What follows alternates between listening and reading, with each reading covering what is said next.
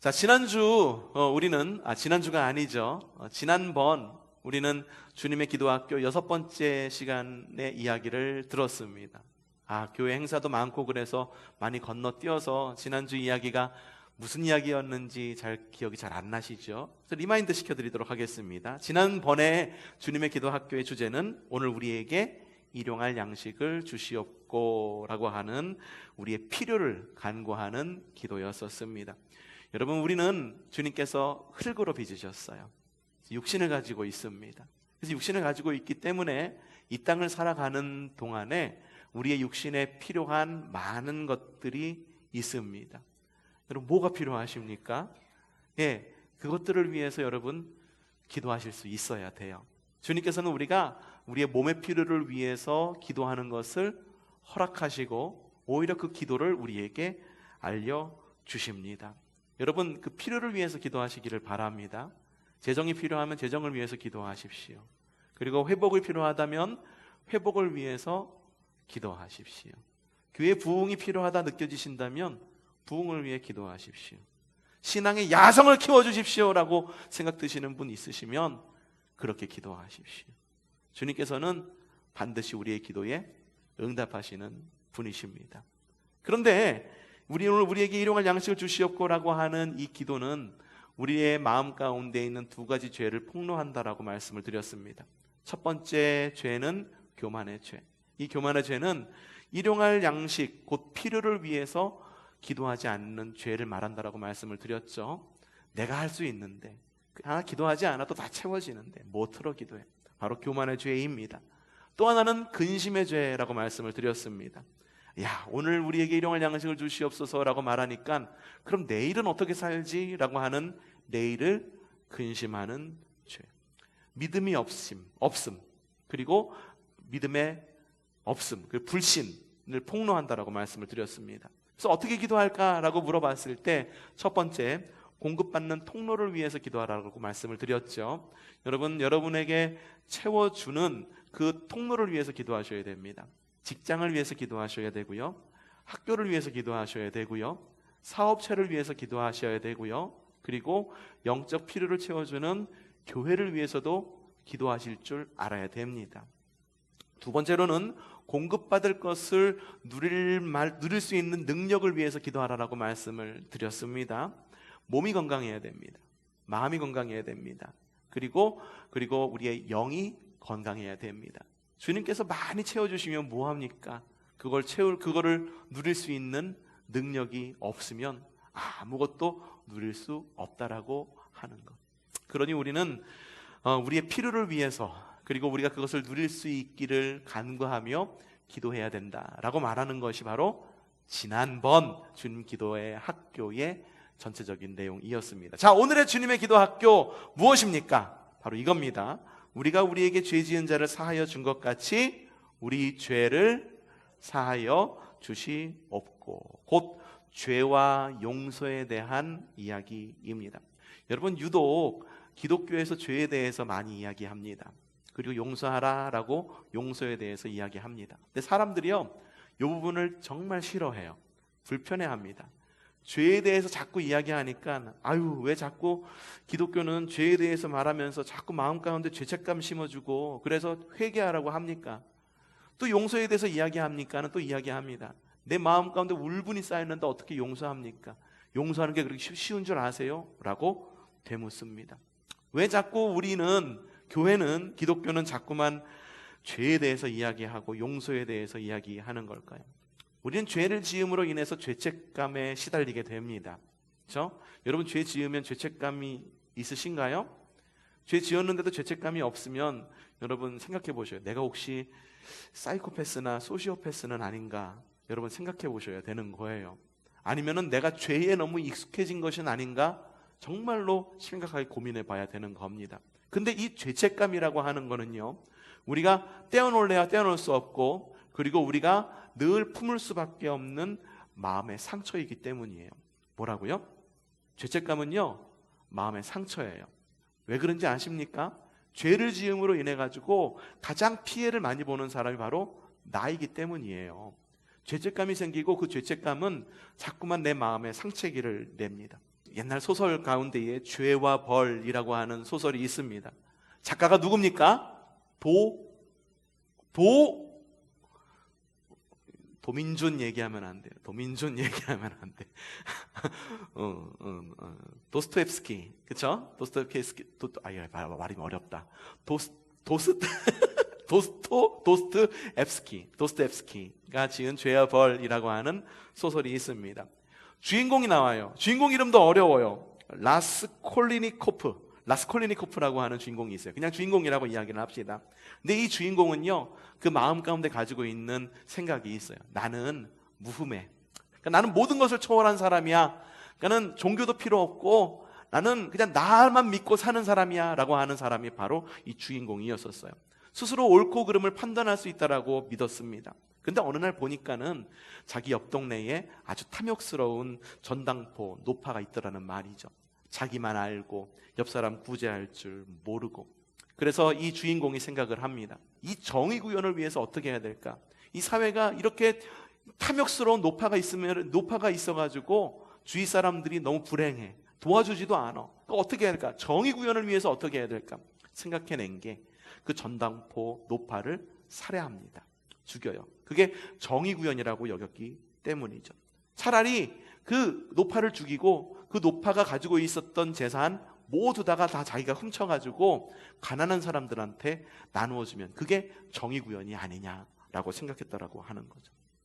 근데 이 주인공이 마음 가운데 어땠느냐? 정의 구현을 했으니까 마음이 후련하겠죠? 그렇죠? 아주 시원하겠죠? 아닙니다. 마음 가운데 불안함이 닥칩니다. 야, 누가 나 잡으러 오면 어떡하나? 내가 혹시 누구의 증거라도 남기지 않았을까? 야, 내가 살해했다는 걸 누가 본 사람이 없을까? 자책감이 들고 죄책감에 빠져서 나중에는 어떤 생각까지 드냐 하면, 야, 내가 좀 빨리 잡혔으면 좋겠다. 누가 좀 나를 잡아갔으면 좋겠다라는 생각이 들기까지 이릅니다. 하필이면 그때 그에게 사랑이 찾아옵니다. 여주인공인 소냐라고 하는 이 여주인공이 찾아와서 이 주인공과 사랑에 빠지게 되는 거예요. 근데 사랑에 빠져가지고 알콩달콩 잘 살고 싶은데 주인공의 마음 가운데 걸리는 것이 있었던 거예요. 뭐였어? 노파를 살해한 거. 그래서 어느 날, 야, 내가 이러한 마음의 어려움과 두려움을 내가 좀 떨쳐버려야겠다. 좀 이걸 갖다가 누군가한테 이야기를 해서 내가 좀 스스로 좀 속죄 좀 해야겠다라는 생각이 들은 거예요. 그래서 이 소냐에게 이야기를 합니다. 내가 사실은 알고 있잖아. 거기에 있는 노파 사실은 내가 살해한 거야 라고 이야기를 합니다. 이때 소냐가 이 주인공에게 물어봅니다. 당신은 도대체 그 노파에게 무슨 일을 저지른 거예요? 라고 묻지 않고 오히려 주인공에게 묻는 거예요. 당신은 도대체 당신에게 무슨 일을 저지른 거죠? 그래서 당신이 그렇게 어려운 마음이 있는 건가요? 주인공이 그러자 홀로 이야기를 합니다. 내가 과연 노파를 죽인 걸까? 아니야. 나는 내 자신을 죽인 거야. 라고 그렇게 이야기를 합니다. 여러분, 죄책감은요, 치유받아야 되는 거예요. 왜냐하면 죄라고 하는 것은 자기 파괴적이기 때문이에요. 죄는 스스로에게 더 큰 상처를 안기게 됩니다. 그런 의미에서 죄의 고백, 내가 이런 죄를 지었어요. 내가 이런 죄를 지었으니 나를 벌해주세요. 내가 심판받기를 원합니다. 그 전에 앞선 죄의 고백은 바로 치유의 시작입니다. 선행의 시작이고 주님께서 우리를 구원하시기 위한 첫 걸음입니다. 주님께서는요, 그렇기 때문에 주님께서는 주님의 기도에서도 우리가 우리에게 죄 지은 자를 사하여 준 것 같이 우리 죄를 사하여 주시옵소서라고 기도하라고 우리에게 말씀하신 겁니다. 이런 주님의 기도는 나 자신을 치유하는 기도입니다. 우리를 하나 되게 하는 기도입니다. 우리를 구원하기 위한 주님의 기도입니다. 그러니 여러분, 죄책감에 시달리지 말고 주님께 죄를 고백하시기를 바랍니다. 여러분, 그게 바로 정의 구현인 거예요. 내 죄가 드러나고 내 죄가 드러남으로 인해서 누군가가 나의 죄를 용서해 주는 것, 바로 그것이 정의 구현이고 그것이 바로 주님께서 우리를 위해 하신 구원이다 라고 하는 것입니다. 죄를 고백하시기를 바랍니다. 기도할 때 이것저것 원하는 것 많죠. 그 기도 가운데 여러분 혹시 죄의 고백이 빠져 있지는 않습니까? 여러분의 죄를 돌아보면서 기도로 하루를 시작하고 기도로 하루를 마무리하는, 돌아보면서 내 자신을 성찰하고 주님께 나의 죄를 고백할 줄 아는 성숙한 여러분들이 되시기를 바랍니다. 자, 그러면 죄란 무엇일까요? 가장 많이 정의 내리는 것이 뭐냐면 헬라어로 하마르티아라고 하는 겁니다. 뭐라고요? 하마르티아. 하마르티아는 관역에서 벗어난다라고 하는 의미를 담고 있습니다. 곧 뭐냐면 죄란 목적에 도달하지 못한 것, 곧 하나님께서 우리를 창조하신 그 목적대로 살아가지 않는 것, 그것이 바로 죄. 하나님의 뜻에서 벗어난 것, 그게 바로 죄다라고 이야기를 하여, 보통의 경우에는요, 죄를 단수로 말하면 the sin이라고 말하면 하나님을 떠난 상태, 곧 원죄를 말합니다. 그리고 죄들 sins라고 복수로 이야기하면 원죄로 인한 악행들을 말합니다. 곧 자범죄를 말합니다. 네, 오늘 말씀에서 주님의 기도에서 말하는 그 죄는 이 모든 것을 포함하고, 그리고 조금 다른 경제적 용어를 사용해서 죄를 표현합니다. 오늘의 말씀, 우리가 우리에게 죄 지은 자를 사하여 준 것 같이 우리 죄를 사하여 주시옵고 라고 하는 이 말씀을 원어를 직역하면 뭐냐 하면 이런 말입니다. 아마 써왔을 거예요. 한번 읽어보죠. 시작.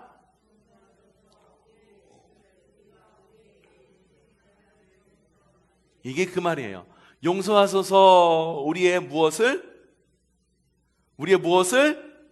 빚을, 우리가 우리에게 빚진 사람들을 용서하듯이. 그러니까는 성경에서 말하는, 오늘 주님의 기도에서 말하는 이 죄라고 하는 것은 뭐냐면 경제 용어로 빚이다라고 하는 겁니다. 여러분, 죄는 곧 빚입니다. 빚이라고 하는 것은 꼭 갚아야 되는 거예요. 빚을 갚지 않으면 그게 뭡니까? 그게 사기예요. 철컹철컹 경찰에 끌려가야 되는 거예요. 여러분, 빚 져본 일 있으세요? 자본주의 사회를 살아가면서 이 빚 지는 것은 어쩌면 능력으로 보입니다. 능력이 있어야 빚도 집니다. 능력이 있어야 빚도 져요. 그래서 이 빚이라고 하는 것에 대해서 그렇게 깊이 생각하지 않고 오히려 빚을 권합니다. 핸드폰으로 빚지라고 무슨 땡땡 무슨 뭐 어디서 막 연락 오고, 어느 교회죠, 뭐 성전 건축하는데 뭐 대출이 필요하세요, 우리가 빌려드릴게요. 전화가 정말 너무너무 많이 와요. 그러니까 빚이라는 것에 대해서 아주 우습게 생각합니다. 신용카드 굉장히 우습게 생각합니다. 당연하게 생각을 합니다. 예, 쓸 수 있죠. 그런데 이 빚이라고 하는 것이 처음에는 편리합니다. 없는 것을 끌어다 쓰니까 편리합니다. 빚이 들어가요. 100만 원, 200만 원, 300만 원, 1000만 원, 5천만 원, 1억, 2억 이렇게 넘어가기 시작하면은요, 내가 갚을 수 있는 빚의 한계를 넘어가기 시작하면 그 순간 내가 빚을 다스리는 것이 아니라 빚이 나를 다스리기 시작합니다. 그 빚 갚기 위해 가지고 밤낮 없이 일하는 거예요. 하루 24시간이 모자라. 빚 갚느냐고, 일해서 빚 갚느냐고, 일해서 돈 어딨어 빚 갚느냐고, 요번에 간신히 이자 메꿨잖아. 빚에 쫓기는 삶을 살아가게 됩니다. 내가 빚을 통치하는 것이 아니라, 주님께서 돈을 통치하는 것이 아니라 그 돈이, 그 빚이 나를 통치하게 된다라고 하는 거죠. 여러분, 죄 역시 이런 빚과 같은 속성을 갖고 있다라고 하는 거예요. 죄가 처음에는 만만해 보입니다. 아주 쉽게 저지릅니다. 우습게 저질러요. 그리고 짜릿합니다. 남들 모르게 지는 죄는 왜 이렇게 짜릿한지 모르겠어요. 그래서 죄를 조금씩 짓습니다. 그러다 보면 죄가 어떻게 됩니까? 조금씩 커집니다. 바늘도둑이 소도둑이 됩니다. 빚도 늘어갑니다. 처음에는 내가 갚을 수 있을 정도의 빚이에요. 하지만 씀씀이가 점점 커지죠. 야, 내 신용카드 한도가 이만큼이야. 그걸 꽉꽉 채우기를 원해요. 그래서 그걸 갖다가 끝없이 신용카드를 긁어서 빚이 늘어가게 된다라고 하는 거예요. 앞에서 이야기했던 죄와 벌에 나왔던 그 주인공 뿐만 아니라 영화를 보면 그런 일들이 굉장히 많이 나오죠. 경찰이에요. 경찰인데 비리 경찰. 그냥 많은 죄를 저지른 것도 아니야. 그런데 어느 날 한 사람이 그걸 덥석 물더니만 너 이런 죄 저질렀잖아. 너 이거 내가 이렇게 까발리면은 말이야, 너 그 자리 유지 못해. 그걸 덥석 붙잡습니다. 그때부터는 이 경찰이 어떻게 됩니까? 처음에는 조그만 업소에서 조금씩 뜯어가는 그런 재미, 요런 재미에 살았는데 나중에는 씀씀이도 커지고, 그리고 비리가 점점 커져서 나중에는 걷잡을 수 없게 된다라고 하는 영화들이 얼마나 많습니까? 여러분, 빚은 청산의 대상이듯 그리고 죄 역시 청산의 대상임을 여러분들 기억하셔야 됩니다. 빚이 있을 때, 내가 감당할 수 있을 때 빚을 청산하듯 죄 역시 내가 감당할 수 있을 때 끊을 수 있는 지혜가 있어야 된다라고 하는 거예요. 그럼에도 불구하고 죄에서 자유롭지 못한 삶을 살고 있으십니까? 그렇기 때문에 주님께서는 죄의 용서를 구하라고 주님께서는 말씀하고 계시는 겁니다. 자, 오늘 말씀 다시 한번 읽어보도록 합시다. 마태복음 6장 21절 말씀이죠. 시작! 우리가 우리에게 죄 지은 사람을 용서하여 준 것 같이 우리 죄를 용서하여 주시고. 여러분, 죄의 용서를 위해서 기도하는 여러분들 되시기를 바랍니다. 근데 주님이 가르쳐 주신 이 기도를 가만히 들여다보니까 사람들이 오해하는 부분들이 종종 있습니다. 다시 한번 좀 볼까요? 다시 한번 말씀 뭐라고 적혀 있습니까? 우리가 우리에게 죄 지은 사람을 용서하여 준 것 같이 우리 죄를 용서하여 주십시오. 마치 이걸 이렇게 읽는 것 같아요. 주님, 나도 내게 죄 지은 사람을 용서해 주었으니까요, 주님, 내 죄도 용서해 주세요. 이렇게 이해하는 경우가 종종 있다라고 하는 거예요. 그래서 주님의 용서를 마치 흥정하듯이 여겨요. 주님, 내가 이것을 했으니까 나에게도 이렇게 해주세요. 주님, 내가 이렇게 기도했으니까 주님 반드시 용서해 주셔야 됩니다. 주님, 내가 이렇게 기도했으니까 반드시 예스라고만 응답해 주셔야 돼요. 주님, 야, 내가 이만큼 했으면은 나에게 이만큼의 인도하심은 있어야 되는 건 아니에요. 근데 어떻게 나한테 이러실 수 있어요? 라고 말하면서 주님과 흥정을 하려고 합니다. 여러분, 아셔야 될 게 있어요. 주님은 흥정의 대상이 아닙니다. 주님은 믿음의 대상입니다. 주님이 흥정의 대상이 됐을 때, 우리의 삶의 흥정의 대상이 될 때 우리는 자꾸만 우상을 만들게 되는 거예요. 돈이라는 우상을 만들고, 권력이라는 우상을 만들고, 형통이라는 우상을 만들고, 잘 되는 것이라는 우상을 만들고, 번영이라고 하는 우상을 만들게 된다라고 하는 거예요. 우리가 아무리 덕을 많이 쌓는다 해도 주님으로부터 용서를 구입할 수는 없는 거예요. 내가 이만큼 덕을 쌓았어요. 이만큼의 덕을 가져왔으니까 이만큼의 덕만큼의 용서를 나에게 주세요라고 주님께 말씀을 드릴 수가 없다라고 하는 거예요. 주님의 가치는요, 우리의 가치와는 달라요. 그렇기 때문에 우리가 주님께 기도할 때에는 주님의 은혜를 위해서 기도해야 되는 거예요. 주님은 흥정의 대상이 아니기 때문에, 내가 누군가를 용서했기 때문에 나를 용서해 주세요, 그렇게 흥정할 수는 없다라는 거예요. 용서도 역시 마찬가지다라고 하는 거예요. 그렇기 때문에 우리는 주님에게 용서를 흥정할 수 없어요. 내가 이만큼 용서했으니 우리도 이만큼 용서해 주세요. 오늘 말씀에 우리가 우리에게 죄 지은 자를 사하여 준 것 같이 우리 죄를 사하여 주시옵소서, 이거는 하나님, 내가 누구를 이만큼 용서했으니까요, 나도 이만큼 용서해 주세요 라고 하는 기도가 아니라 오히려 역으로 주님께서 우리의 죄를 이만큼 용서해 주셨으니 나도 남을 이렇게 용서해 주겠습니다 라고 하는 결단의 기도이고 고백의 기도입니다. 그러니 여러분, 죄의 용서를 위해 기도하시기를 바랍니다. 하나님께서 내 죄를 용서하실 뿐만 아니라 내가 누군가를 용서하겠습니다 라고 하는 그런 결단이 있는 우리의 삶이 되시기를 바랍니다. 자, 요한복음 20장 19절 이하를 보면은요, 주님께서는, 부활하신 주님께서는 제자들에게 나타나십니다. 그래서 세 가지를 말씀하세요. 첫 번째는 너희에게 평화가 있어라 라고 이야기를 합니다.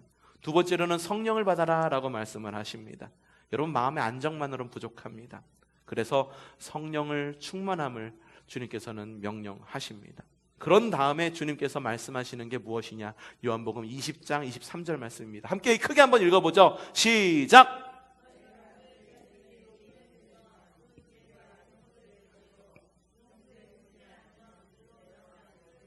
네, 앞서서 죄라고 하는 것은 무슨 뜻이라고 그랬죠? 빚이다라고 말씀을 드렸어요. 죄란 뭐다? 빚이다. 용서라고 하는 말에는 원래 의미에는 풀다라고 하는 그런 뜻이 담겨 있습니다. 곧 주님께서 말씀하시는 용서란 죄로 인해 묶인 매듭을 푸는 것이 바로 용서입니다. 우리 인생에는 죄로 인해 많은 매듭들로 묶여져 있습니다. 하나님과의 관계에서 묶여 있는 매듭들이 있습니다. 또한 사람들과의 관계에서 묶여 있는 매듭들이 있습니다. 이 매듭들은 분노가 클수록 그리고 오래될수록 굉장히 단단하게 묶여 있습니다. 어디서부터 어떻게 풀어야 될지를 모르는 경우가 많습니다. 그렇기 때문에 주님께서는 우리에게 주님의 기도를 하라고 말씀하시는 겁니다. 우리 다시 한번 읽어봅시다. 우리가 우리에게 죄 지은 자를 사하여 준 것 같이 우리 죄를 사하여 주옵시고. 우리는 오늘도 묶인 매듭을 풀기 위해 기도하고 노력해야 합니다. 주님은 우리의 묶인 매듭을 풀어주시기를 원하십니다. 주님의 용서는 주님의 성품의 일부가 아니라 주님의 마음 그 자체임을 기억하십시오. 죄에 묶여 있지 마십시오. 빚에 눌려 있지 마십시오. 죄에 발목 잡혀 있지 마십시오. 습관적인 죄에 발목 잡혀 있지 마십시오.